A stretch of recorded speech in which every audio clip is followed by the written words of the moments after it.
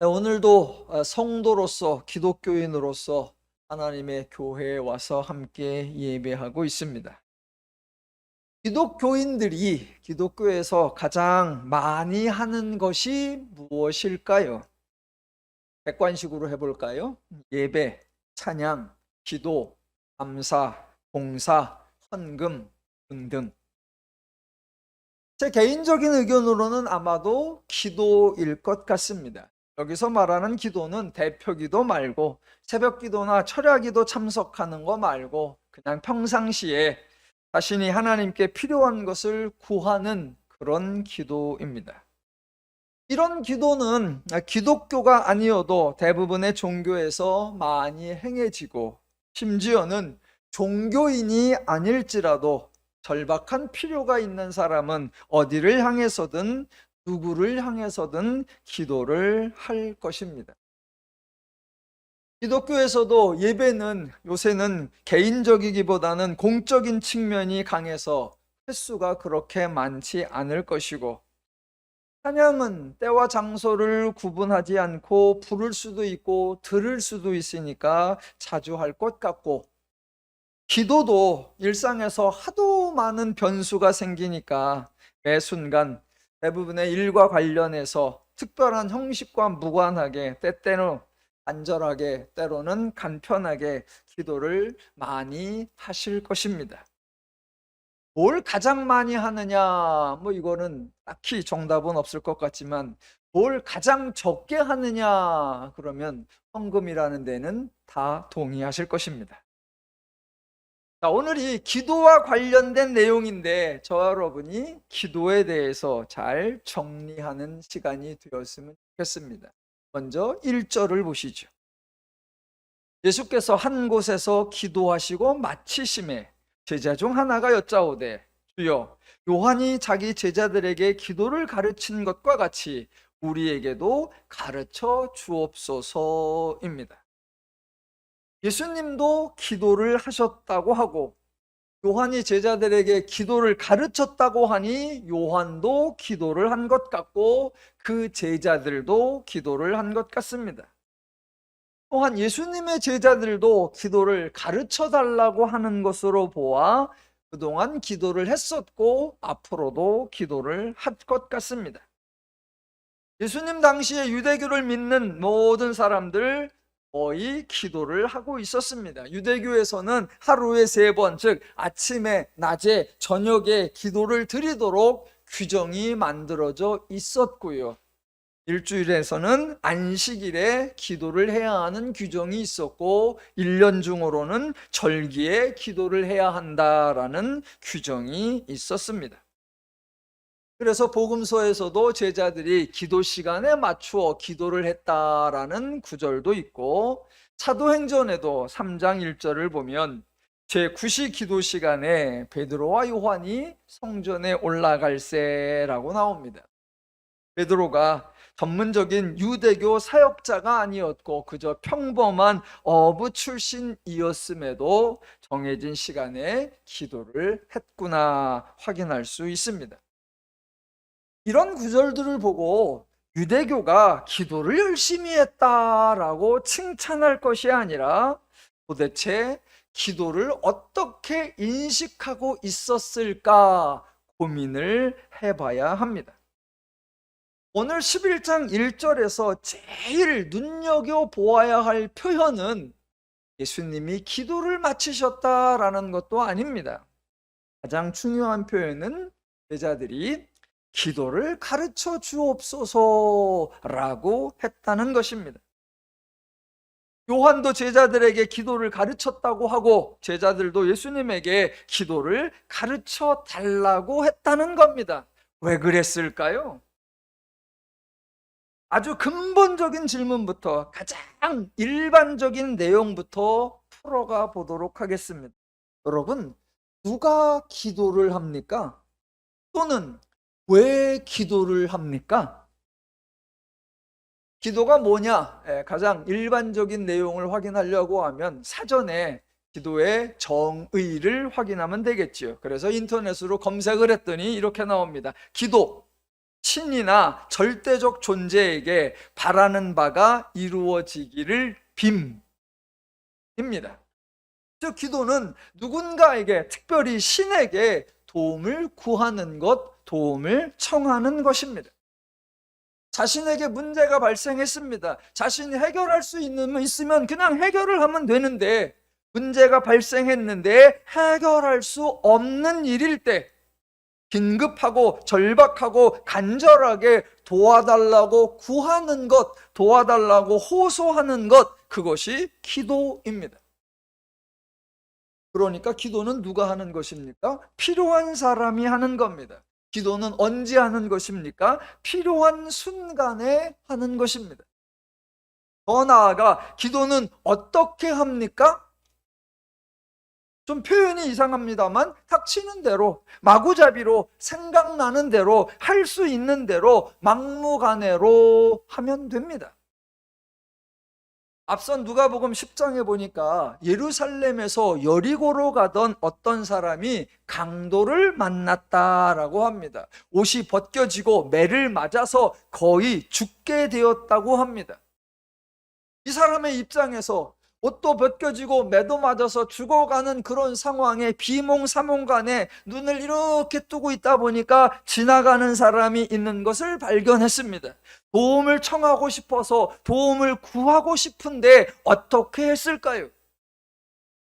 말을 할 수 있었다면 도와주세요 라고 했었을 것이고, 말조차 할 수 없을 정도였다면 그저 표정으로 제발 도와주세요 라는 간절한 표정을 지었을 겁니다. 또는 죽어가는 상황인데 지나가는 사람마저 없는 그런 상태였다면 아마도 하늘을 쳐다보며 어떤 신이라도 들어주기를 바라는 마음으로 아주 간절히 살려주세요 라고 애원을 했을 것입니다. 이 사람의 모든 것, 이 사람의 말이나 이 사람의 행동이나 이 사람의 눈짓이나 이 사람의 표정이나 이 사람의 심정이나 이 사람의 모든 것, 그것이 도움을 구하는 거니까 그게 곧 기도입니다. 절박한 순간에 절박한 도움을 요청하는 그런 일에 무슨 순서가 있는 것이 아니고 절차가 있는 것이 아니고 방법이 있는 것이 아닙니다. 그래서 어떻게 도움을 청해야 하는지 가르쳐 달라고, 어떻게 구해야 하는지 배워야겠다고 할 것이 없습니다. 너무나 당연하게 하나님은 인간의 반응에 대하여 특별한 규정을 제정하신 적도 언급하신 적도 없습니다. 단순하게 생각해 보겠습니다. 어떤 사람에게 기쁜 일이 생겼습니다. 그때 아무도 어떻게 기뻐해야 하는지 가르쳐 주세요 라고 말하는 사람이 없습니다. 그저 자신이 할 수 있는 대로 자신의 기쁨을 자유롭게 표현하는 것입니다. 어떤 사람에게 슬픈 일이 생겼습니다. 아무도 얼마나 슬퍼해야 하는지 배우지 못해서 어떻게 슬퍼해야 할지 전혀 모르겠습니다 라고 말하지 않습니다. 어떤 사람은 대성통곡하고 어떤 사람은 흐느끼고 어떤 사람은 멍하니 하늘을 쳐다보고 누가 시키지 않아도 각 사람이 자기 기질대로 슬픔을 표현합니다. 어떤 사람이 누군가의 도움을 받아서 소중한 일, 중요한 일을 해결했습니다. 그래서 그 상대방에게 고마움과 감사를 표현하고 싶을 때 특별한 순서나 특별한 방식이 따로 있지 않습니다. 그래서 감사를 표현하는 것 가르쳐 주세요, 배우겠습니다 라고 말하는 거 없습니다. 그 대상이 하나님일 경우에도 마찬가지입니다. 하나님에게 도움을 구하는 것, 그것을 굳이 종교적 용어로 표현하면 기도인데, 성경에는 기도에 관한 언급, 즉 누가 언제 어디서 어떻게 기도해야 하느냐 이런 내용을 말씀하신 적이 없습니다. 구약을 읽어봐서 아시겠지만 구약에서 하나님이 인간에게 기도를 명령하거나 요구한 적이 없고 너희는 이렇게 기도하라 라고 가르쳐 주신 적도 없습니다.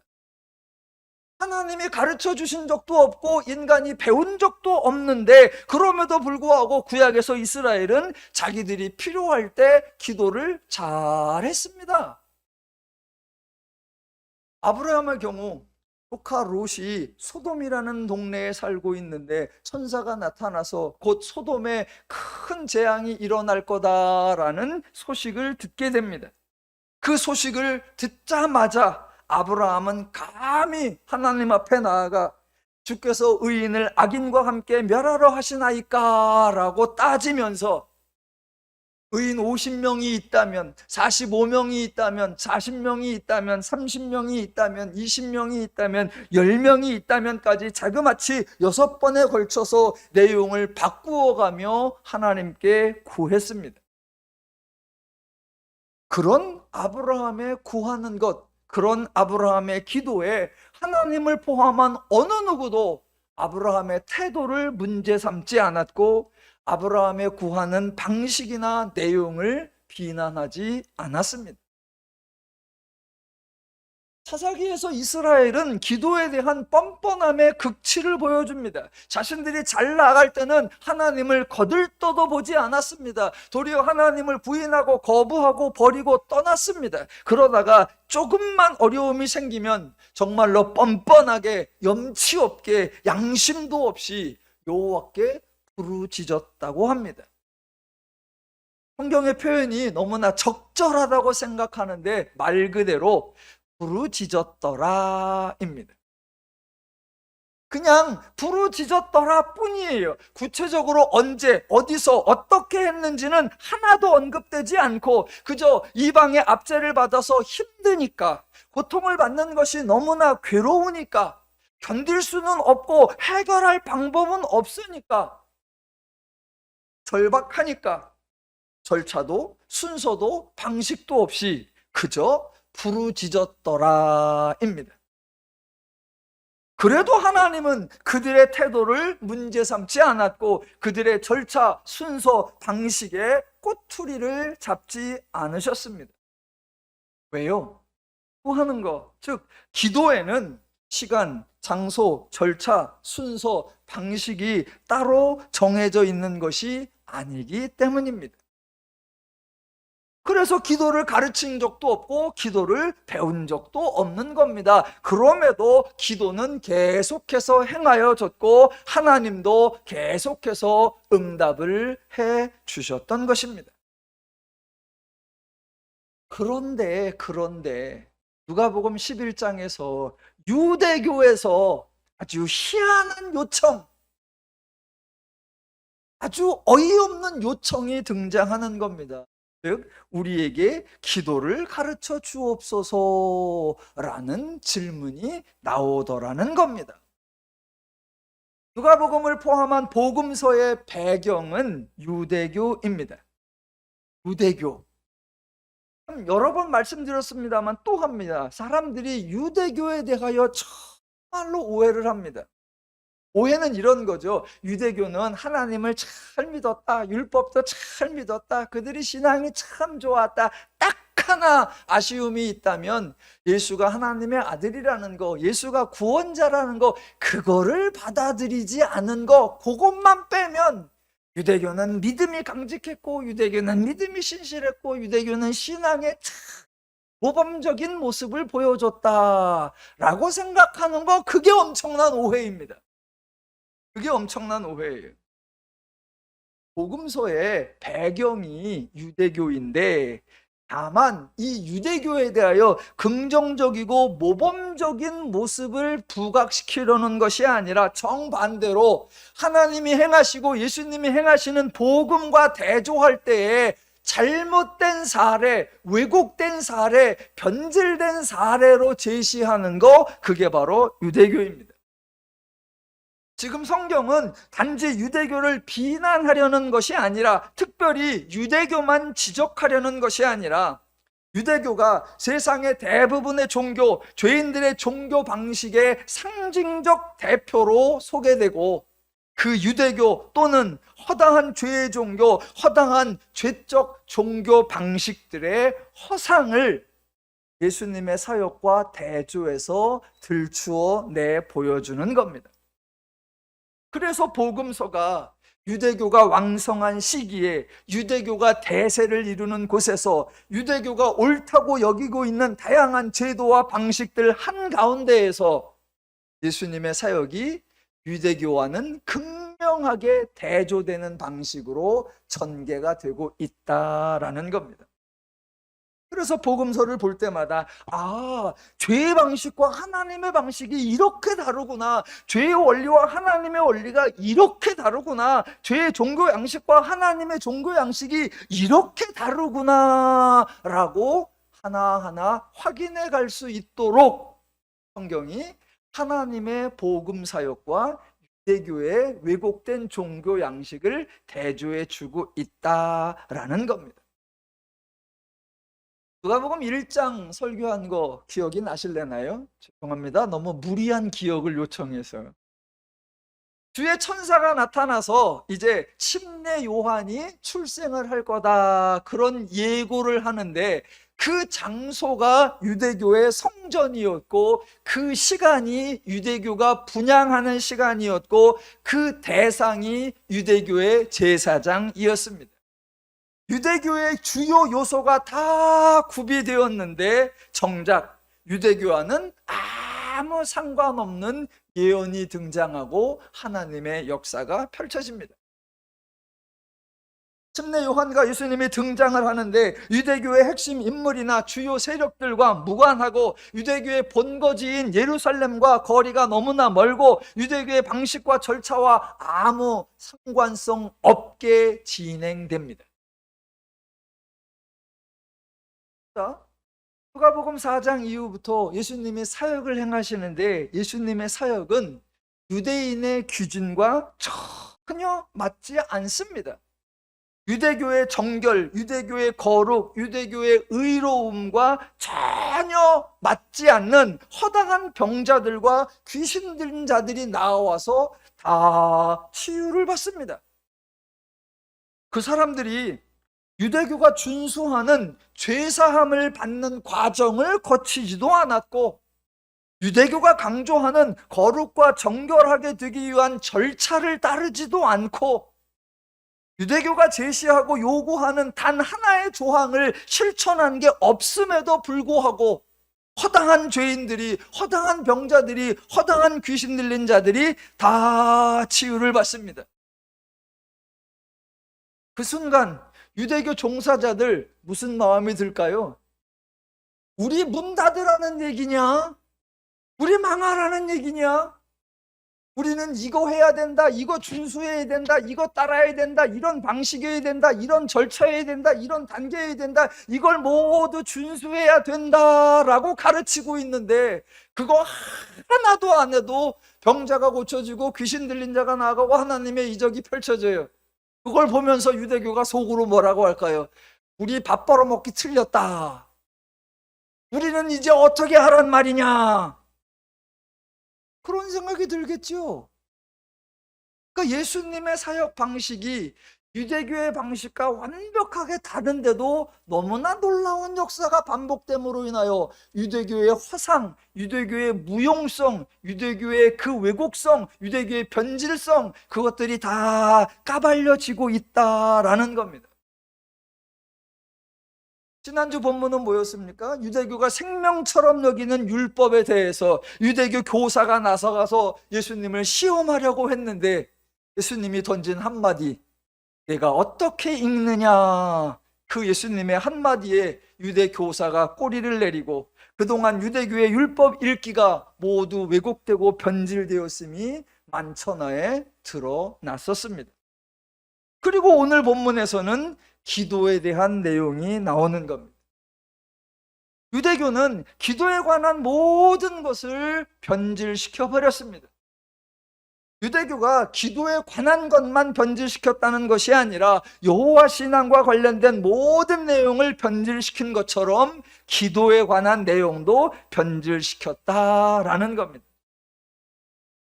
그러니까 예수님이 행하시는 하나님적 복음 사역과 유대교가 행하고 있는 유대교 또는 유대교가 대표로 하는 세상의 종교 모든 죄적 원리의 가장 본질적인 차이점, 가장 근본적으로 다른 게 뭐냐? 하나님은 값없이 은혜를 주시는데 유대교는 또는 죄인들은 인간이 공적을 쌓아서 받아내는 것으로 바꾸었다라는 것입니다. 하나님은 인간이 죄인이 되어 하나님의 복락을 누리지 못하는 것을 안타까워하시고 긍휼히 여기고 인간이 그 죄를 어찌할 수 없는 것을 아시기에 인간을 도와주기 위하여 은혜를 베푸셨습니다.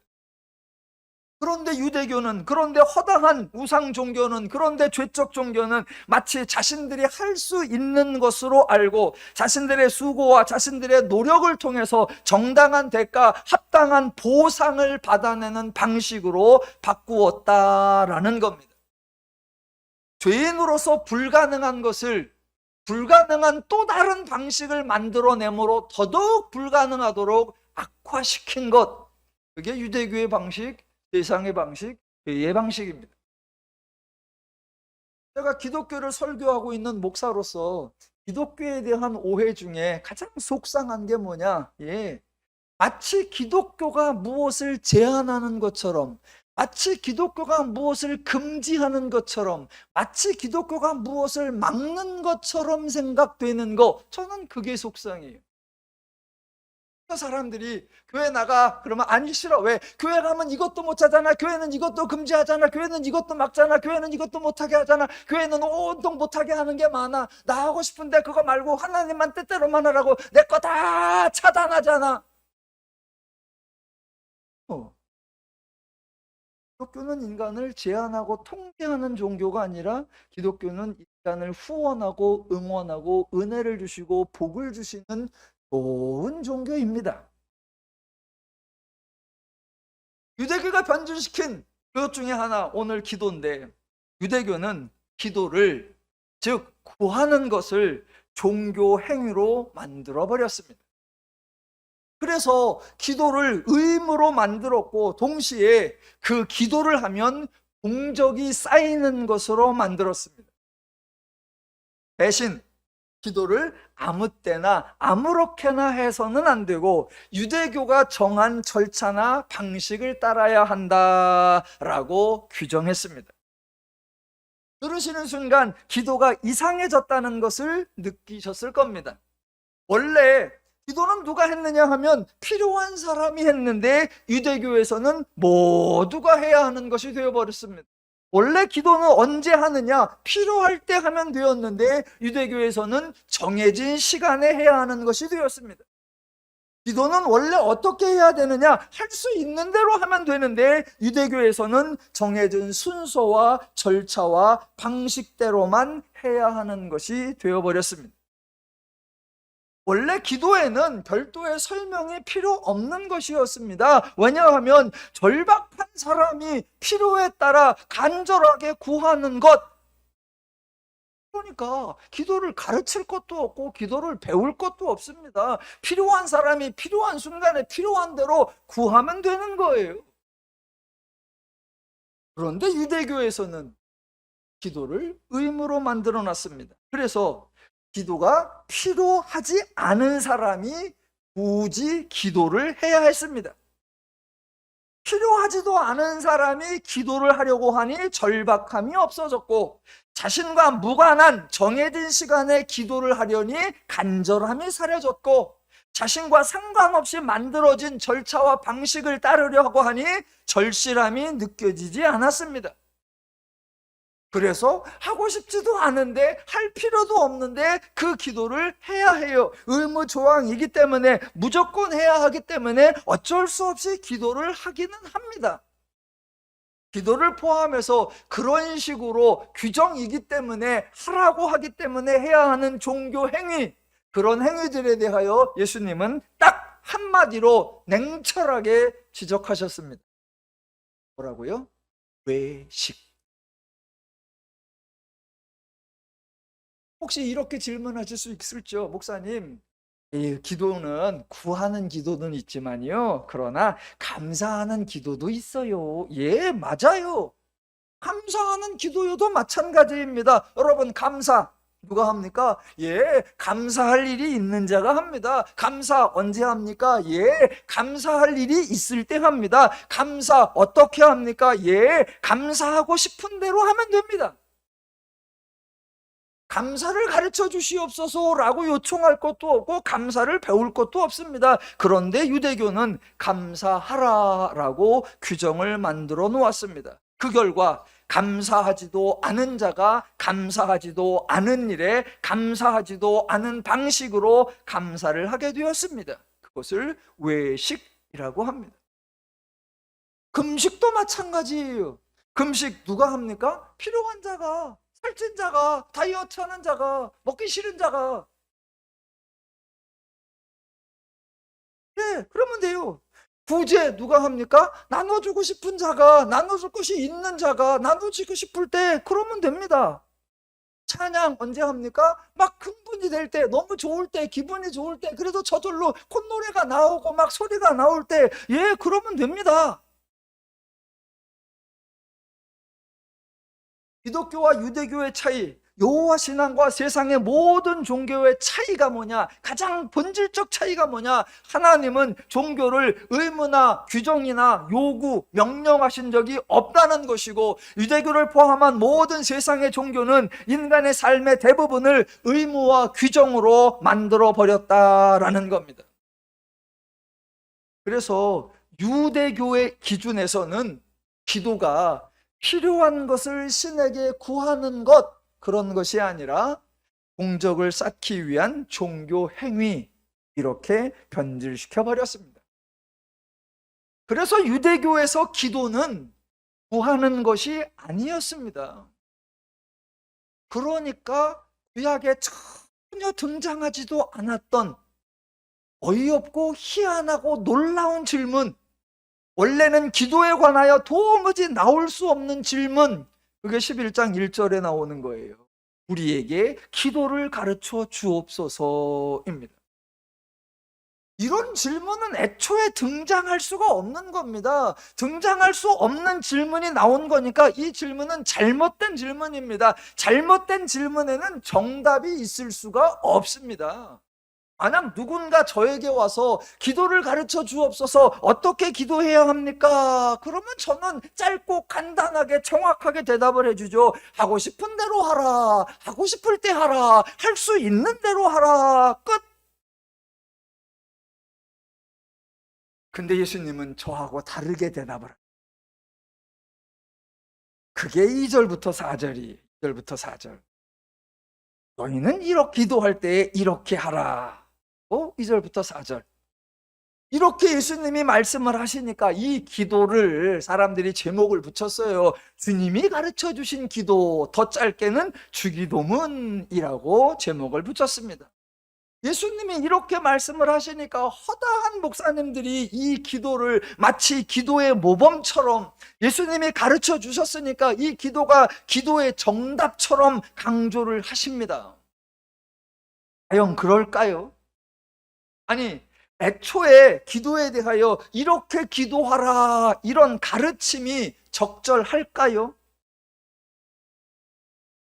아니, 유대교는 유대교 기준에 따라 나름대로 이렇게 기도하라를 만들고, 예수님은 예수님의 기준에 따라 이렇게 기도하라 만든다면 유대교가 한 거나 예수님이 한 거나 뭐가 달라요? 예수님도 유대교가 하는 작태를 예수님의 기준으로 반복하시는 겁니까?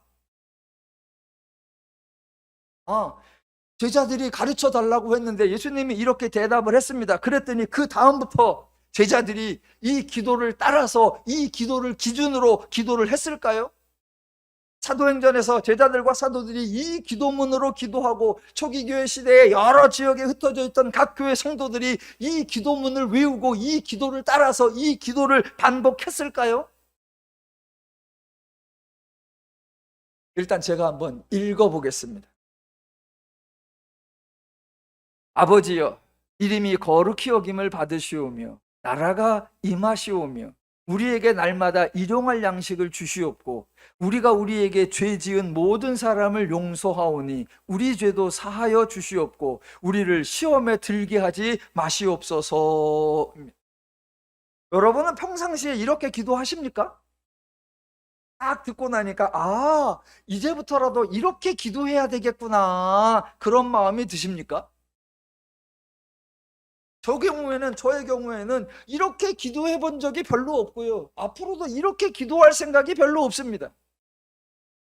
이걸 예수님의 기도의 모범이라고, 기도의 정답이라고 생각하지도 않고요, 이 본문을 가지고 예수님이 가르쳐 주신 주기도문 강해 10회 시리즈 그런 거 할 생각도 추호도 없습니다. 그럼 예수님은 왜 이런 말씀을 하셨어요? 다음 주 제자들이 기도에 대해서 물었지요. 그때 예수님이 대답하신 거, 예수님이 가르치신 것은 2절부터 4절까지에 나오는 기도문이 아니라 5절 이하에 나오는 예수님이 예를 들어준 이야기, 거기에 있습니다. 5절 한번 읽어보겠습니다. 또 이르시되 너희 중에 누가 벗이 있는데 밤중에 그에게 가서 말하기를 벗이여 떡 3덩이를 내게 구워달라. 내 벗이 여행 중에 내게 왔으나 내가 먹일 것이 없노라 입니다. 써 있는 대로 갑자기 밤에 뜬금없이 친구를 찾아가서 떡을 구워달라라고 말하는 것, 지금 필요한 것을 구하는 것, 이게 뭡니까? 일반적으로 표현하면 구하는 것이고 종교적 표현으로 하면 이게 기도입니다. 친구가 여행 중에 찾아왔는데 안타깝게 먹일 것이 없습니다. 당장에 그 친구에게는 요기가 필요한데 자기에게는 없으니까 옆에 있는 집에 그 요구를 들어줄 수 있는 사람에게 가서 구하는 겁니다. 그러니까요, 필요한 사람이 언제요? 필요한 순간에 어떻게요? 필요한 대로 구하는 것, 기도, 이것이 기도의 가장 지극히 정상적인 모습, 가장 자연스러운 모습입니다. 이걸 뭘 배워요? 이걸 뭘 가르쳐요?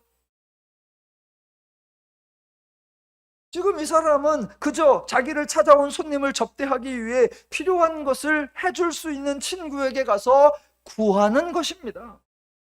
이렇게 필요한 사람이 필요할 때 필요한 것을 구하는 것, 이것이 기도의 원래 의미입니다.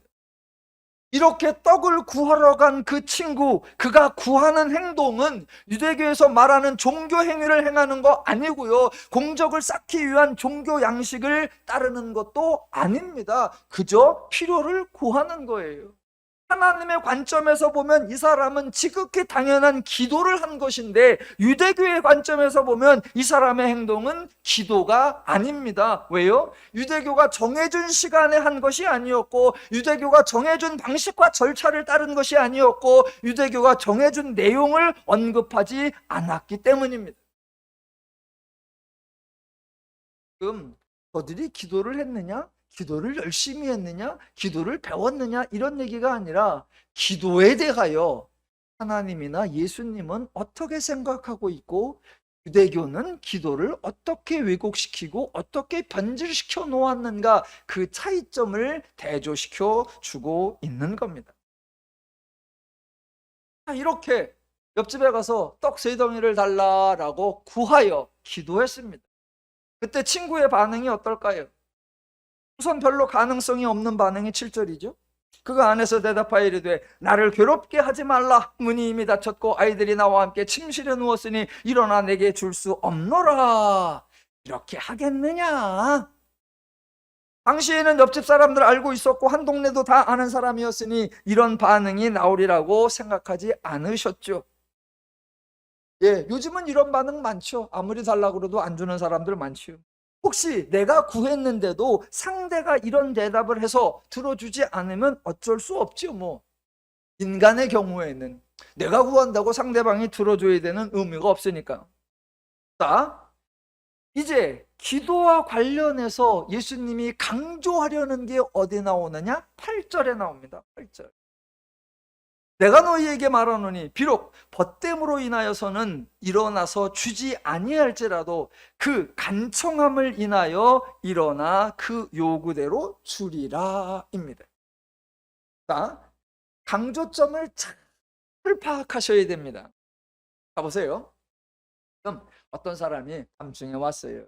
눈이 이미 다쳤고 아이들도 잠자리에 누웠을 정도로 늦은 시간에 친구를 찾아왔어요. 그렇게 늦은 시간에 불쑥 찾아와서 그래서 한다는 소리가 뭐예요? 보시오, 떡 3덩이를 내게 구워달라 입니다. 좀 어이가 없죠? 보세요. 그 시간에 찾아왔다면 일반적으로 생각하지 않는 일상의 범주를 넘어가는 그런 시간에 그런 상황에 찾아왔다면 적어도 좀 이런 거였어야죠. 누가 죽었다거나 아니면 누가 죽어가고 있다거나 아니면 그 집에 불이 났거나 아니면 부실공사 때문에 집의 한쪽이 무너져 가고 있는데 집주인은 잠자리에 들어서 인식하고 못하니까 옆집 사람이 보고서 얼른 가서 알려주어야 되겠다라고 하는 소식이거나 뭐 그런 긴박한 정도여야죠. 그 정도 소식이라면 잠자고 있을지라도 아이들과 함께 침실에 누웠을지라도 막 와서 두들기고 막 와서 말하는 거 이해가 됩니다. 그런데 그렇게 늦은 시간에 그렇게 예의 없이 그렇게 와서 한다는 소리가 기껏해야 한다는 소리가 떡을 구워달라 이럽니다. 그럼 뭐예요? 에이씨, 당연히 벗됨으로 인하여서는 일어나서 주지 아니할지라도 있죠. 아니 아무리 친구라도 이건 너무하잖아. 예의도 없고 상식도 없고 또 줄 수 있는 상황도 아니고 아니 가! 벗됨으로 인하여서는 안 줄 수도 있다라는 겁니다. 그런데 그 늦은 밤에 방문을 받은 그리고 떡 3덩이를 구워달라는 부탁을 받은 그 친구가 들어주더라라는 거예요. 들어주더라. 근데 왜 들어주더라? 그 이유가 8절 그 간청함을 인하여 그 요구대로 주더라입니다. 간청함, 이 말 때문에 참 많은 오해가 생깁니다. 간청함. 그냥 떡 3덩이 줘 이렇게 한 게 아니라 청하고 또 부탁하고 제발 부탁하니까 들어줄 때까지 난 안 갈 거니까 들어줘 간청했다라고 생각하시면 오해예요. 본문의 간청함은 그런 의미가 아니에요. 그래서 그냥 간청함이라고 말고 그냥 그가 구하였기 때문에 필요한 것을 주리라 그냥 이래버리면 됩니다. 근데 번역을 뭐로 했다? 간청함이라고 했어요. 자, 지금 오늘 본문에서 대조를 하고 있는 건 뭐냐면 필요한 사람이 필요한 것을 구하는 행동으로서의 기도냐 아니면 필요가 없음에도 불구하고 공적을 쌓는 종교 행위로서의 기도냐 이걸 대조하는 거예요. 예수님도 기도라는 용어를 쓰고 유대교도 기도라는 용어를 쓰는데 예수님이 생각하는 기도의 의미와 유대교가 행하고 있는 기도의 의미가 전혀 다르더라라는 겁니다. 다르더라. 자, 거기에서 간청함은 그가 얼마나 오래, 그가 얼마나 간절히, 그가 얼마나 반복적으로 기도를 하긴 했는데 얼마나 했느냐, 기도의 정도 차이를 의미하는 게 전혀 아니에요. 아니, 순하게 필요한 것을 구했느냐 아니면 필요 없는 종교적 행위를 했느냐라는 대조에서 지금 이 친구는 밤에 찾아온 벗을 먹일 떡이 없으니까 먹을 것을 옆집에 구했다 그 얘기예요.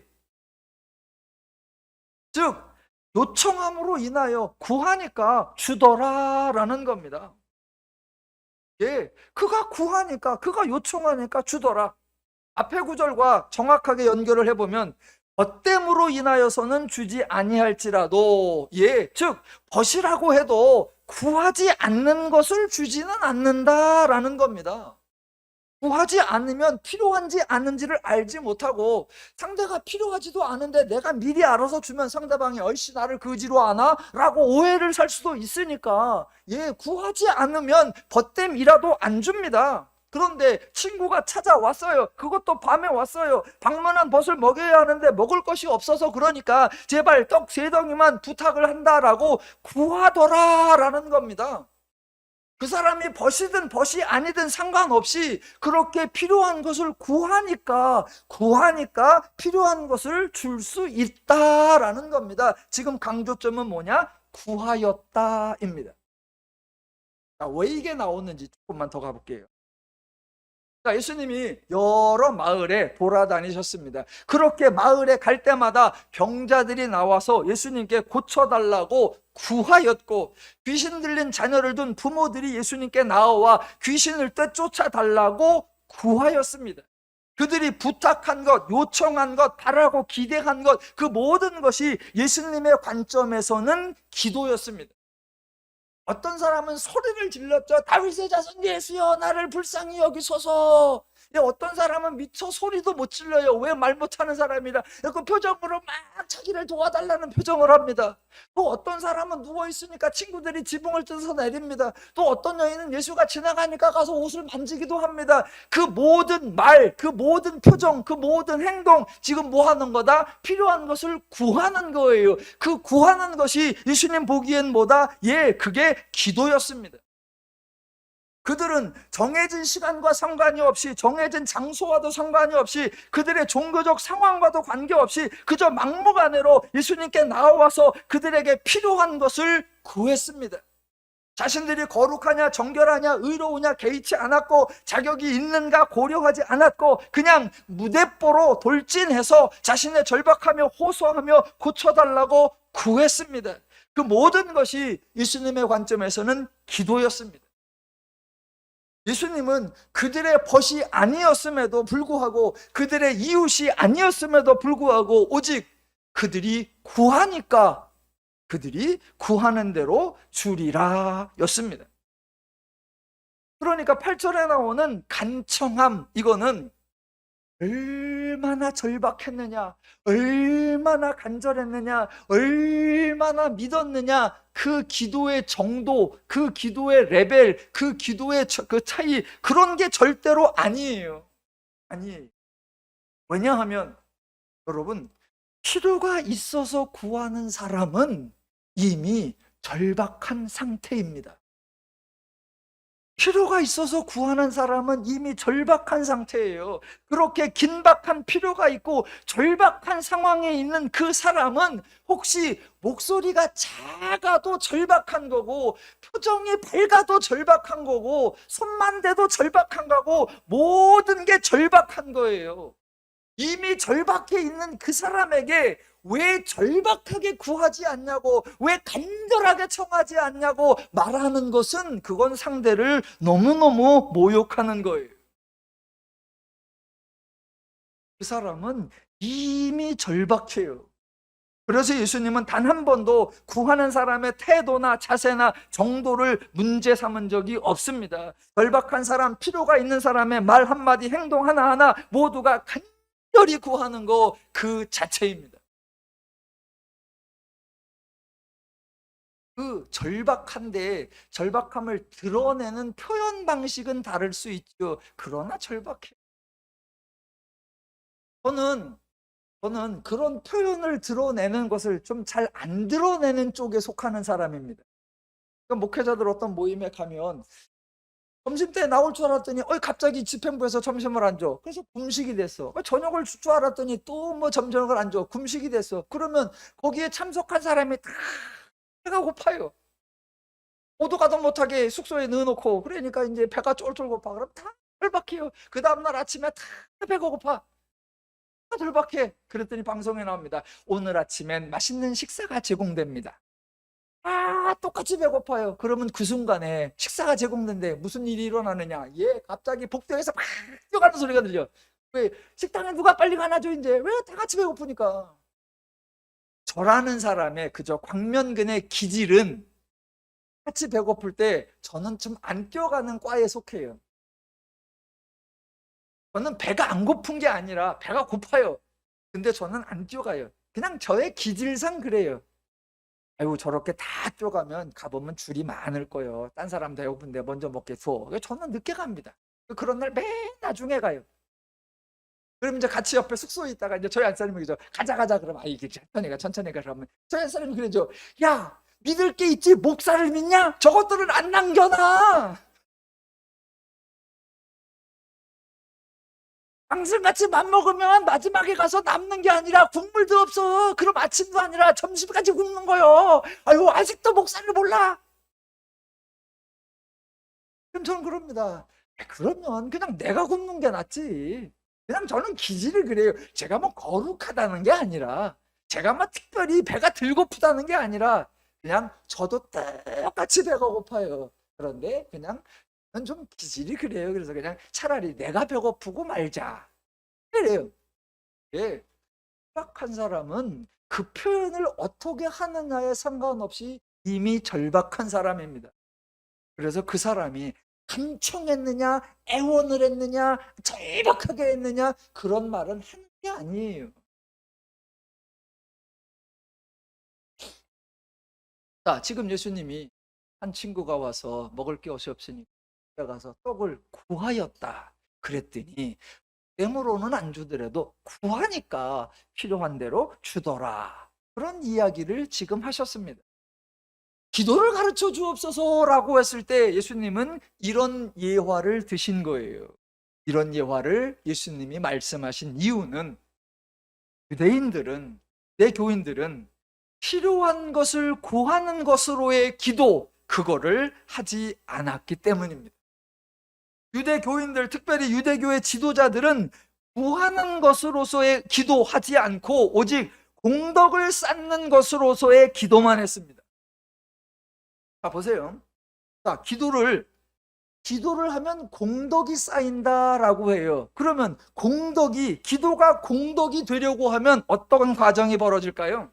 자, 우선 자신이 필요해. 그래서 필요가 있기 때문에 기도한다. 그러면 그건 공덕이 아니에요. 왜? 자기 필요에 의해서 자기 좋으려고 자기 이기려고 노력하니까 그거는 공덕이 될 수 없습니다. 공덕이 되는 기도를 하려면 어떻게 해야 되느냐? 예, 필요하지도 않은 기도를 하는 겁니다. 필요하지도 않은 기도를 하기 때문에 그거는 구하는 행위가 아닙니다. 필요하지도 않는데 하는 기도이기 때문에 구하는 내용이 아닌 기도를 하고 있기 때문에 그거는 구하는 행위가 아니에요. 그래서 그 기도는 공덕이 될 수 있다라는 주장이에요.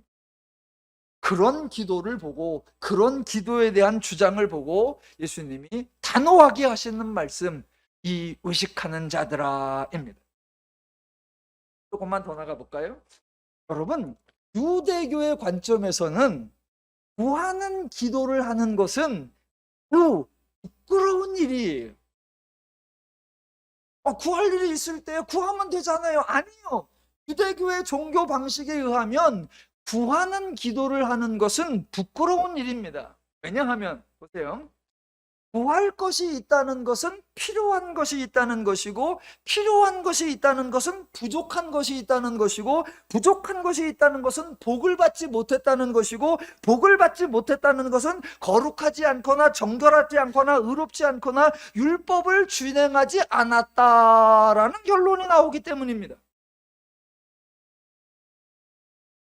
그러니까 기도가 공덕이 되려면 참 필요하지도 않은데 기도를 해야 그게 공덕이 있는 거고, 필요해서 기도를 하면 그건 공덕이 될 수 없고, 그 필요가 있어서 기도를 하면 그거는 올바른 삶을 살지 않은 것이기 때문에 부끄러운 것이다 라고 생각합니다. 그래서 유대교가 기도하는 모습을 예수님께서 신랄하게 지적하신 게 마태복음 6장 5절에 이렇게 나오죠. 또 너희는 기도할 때에 외식하는 자와 같이 하지 말라. 그들은 사람에게 보이려고 회당과 큰 거리 어귀에 서서 기도를 하기를 좋아하느니라 입니다. 여러분, 절박한 기도를 할 때에 그렇게 하시겠습니까? 필요한 것을 구할 때에 사방에 나가서 온 동네 사람 다 듣도록 그렇게 기도를 하시겠습니까? 그런데 유대교인들은 이렇게 기도를 하더란 말입니다. 그 이유가 뭘까요? 나 기도한다 이거죠. 내 기도 들어봐라. 나 필요한 얘기 아니지. 나 좋자고 하는 얘기 아니지. 이거 다 너희들 위한다고 하는 거야. 지금 나 공로다. 지금 나 공적 쌓는 중이다. 예, 홍보하는 거죠. 그러니까 지금 예수님, 유대인들이 용어상으로는 기도라고 하는데 내용상으로는 구하는 것이 아니라 공덕 쌓기용 종교 행위만 하고 있는 거, 그거 다 알고 계셨고, 그런 유대교적 사고방식에 익숙해 있는 제자들이 그런 사고방식의 근거에서 예수님에게 묻는 거죠. 저기 예수님, 더 쉬운 기도는 없나요? 더 간단한 기도는 없나요? 더 편리한 시간과 장소는 없나요? 더 수월한 방식과 절차 그런 거 없나요? 더 효과적인 기도 그런 거 없나요? 그런 것 좀 가르쳐 주옵소서 라고 하는 거죠. 그런 제자들에게 예수님, 야, 기도가 뭐냐? 그러면서 예를 든 게 5절로부터 8절까지 이야기였습니다. 기도가 뭐냐? 기도는 아주 단순하게 그리고 아주 리얼하게 필요한 것을 구하는 거, 그거요. 그냥 필요한 것을 구하는 거. 필요하냐? 그럼 해. 구해. 언제요? 필요한 순간에. 어떻게요? 네가 할 수 있는 대로. 겉됨으로는 안 줘도 구하니까 주는 거요. 구해. 이 설명을 하셨죠. 그리고 나서 이제 9절부터 예수님이 아주 직접, 아주 단도직입적으로 제자들에게 아주 다이렉트로 강조하시는 거, 그게 9절 이하죠. 읽어보면 너무나 단순하고 너무나 명쾌하고 속이 시원해지는 거죠. 읽어볼까요? 구하라 그러면 너희에게 주실 것이요, 찾으라 그러면 찾아낼 것이요, 문을 두드리라 그러면 너희에게 열릴 것이니, 구하는 이마다 받을 것이요, 찾는 이는 찾아낼 것이요, 두드리는 이에게는 열릴 것이니라. 끝. 저기요, 예수님, 기도를 언제 해야 되죠? 어떻게 해야 되죠? 무슨 방식으로 해야 돼요? 절차가 뭐죠? 내용이 뭐죠? 그래야 공덕이 셀 테니. 예수님, 시끄러워. 그냥 일이 있어 구해. 들어가야 돼 두드려. 원하는 게 있어 찾아. 끝. 이 너무나 당연한 걸 유대교는 이렇게 안 하더란 말입니다. 이렇게 안 만들어 놨더라라는 겁니다. 이렇게 안 만들어 놨다. 안 만들어 놨다. 예수님은 너무나 명쾌하게 기도 복잡한 말도 안 하고 그저 필요해 구해 원해 찾아 들어가고 싶어 두드려 끝. 그거예요. 여러분, 유대인들에게라고 유대 교인들이라고 구할 일이 없었겠습니까? 찾을 일이 없었겠습니까? 문을 두드려야 할 일이 없었겠습니까? 당연히 있었겠죠. 어려운 일도 있고 불행한 일도 있고 긴급한 일도 있죠. 그런 일이 발생하면 뭐 하면 된다? 예, 구하라, 찾으라, 두드리면 됩니다. 그런데 유대인들은 아무리 필요해도 아무리 절박해도 아무리 요청할 일이 있어도 구하라, 찾으라, 두드리라를 하지 않더라는 겁니다. 그러놓고 뭐 하냐? 대신 평상시에, 즉 필요하지도 않을 때에 필요하지도 않은 기도를 해놔서 공덕을 쌓아둬요. 공덕을 쌓아둬. 그리고 정 급해서 구해야 될 때가 있습니다. 이거는 쌓아놓은 공덕 갖고 안 되겠어. 정말 좀 막 필요할 때가 있어. 그러면 구해야 되는데 그 순간에 뭐 하냐? 구하라, 찾으라, 두드리라 그거 하기 전에 고민을 합니다. 구할 수 있는 자격이 있는가? 그걸 따져요. 그래놓고 내가 구한다고 응답 받을 수 있는 거를 구비해 놓았는가? 계산해요. 필요하지도 않을 때에는 계속 공적 쌓는 기도를 하다가 정작 필요한 순간에는 구하는 기도를 하지 못하더란 말입니다. 너무 답답한 신앙 방식이고 다이렉트로 해도 되는 것을 뺑 돌아가는 아주 어려운 복잡한 종교 방식으로 만들어 놓았습니다.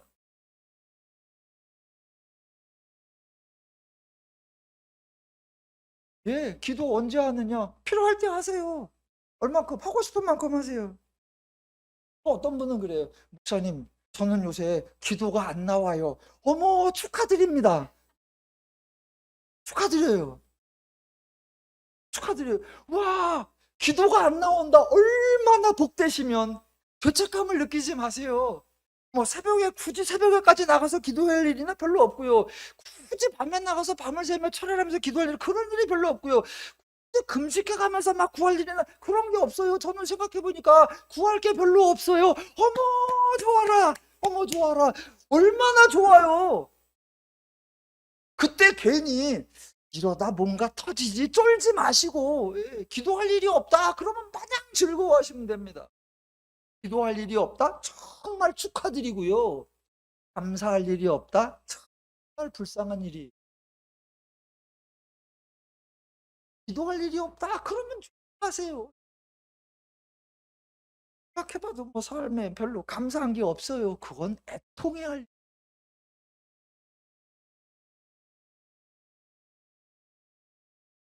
제자들이 기도를 가르쳐 주옵소서라고 그랬습니다. 예수님의 대답 결론이 뭐예요? 따지지 말고 계산하지 말고 고민하지 말고 배우려 하지 말고 필요한 게 있으면 그냥 구해. 필요한 게 있으면 그냥 찾아. 필요한 게 있으면 그냥 두드려. 끝. 겁니다.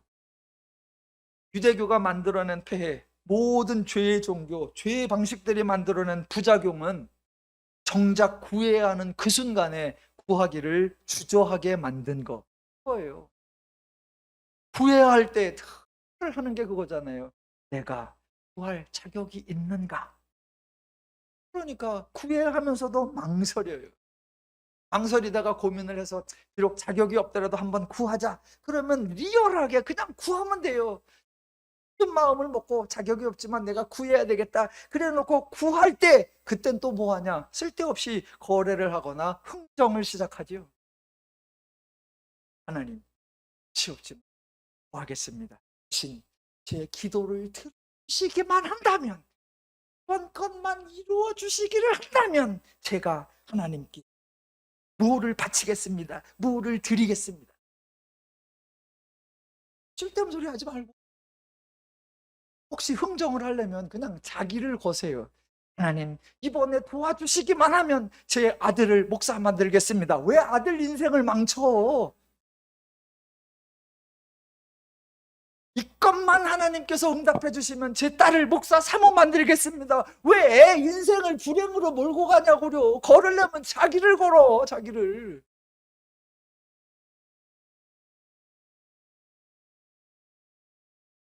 네, 모두가 기도 가장 권리, 하나님의 가장 질적 원리, 은혜, 그 은혜를 모르는 이상한 방식, 왜곡된 방식, 변질된 방식. 예, 하나님의 원리는 은혜예요. 그래서 유대인들에게는 딴소리 하지 말고 구해, 찾아, 두드려. 그러면 하나님 해주셔. 그랬더니 그것도 안 해요. 그래서 하나님이 너희가 안 구해도 내가 준다. 안 찾아도 준다. 안 두드려도 준다. 예, 그게 하나님의 다 큰 은혜입니다. 우리 하나님은 언제나 인간 편이시고 우리 하나님은 언제나 인간을 위해 수고하시고 일해 주시는 분이십니다. 종교 행위, 종교 양식, 종교 절차에 제한받지 마시고 언제나 하나님과 직접 소통하시면서 하나님의 은혜와 복을 알고 하나님 때문에 즐겁고 하나님 때문에 신나고 하나님 때문에 행복한 삶을 날마다 항상 범사에 풍성히 누리며 사시기를 주님의 이름으로 축원합니다.